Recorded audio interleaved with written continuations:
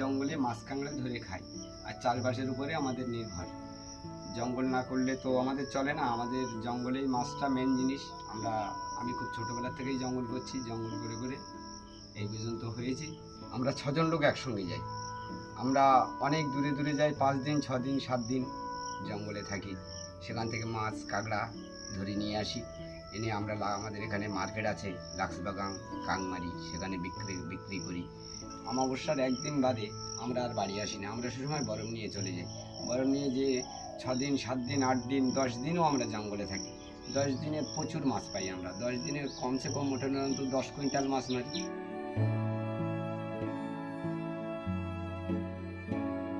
আজকে দীর্ঘ আমি 25 বছর 26 বছর জঙ্গল করছি। জঙ্গলে বিশাল বাঘের চাপ এবং চাপের জন্য আজকে আমাদের এইভাবে চলতে হয়। আর জঙ্গলটাই আমার সবথেকে বড় হয়ে নির্ভরযোগ্য হয়ে দাঁড়িয়েছে।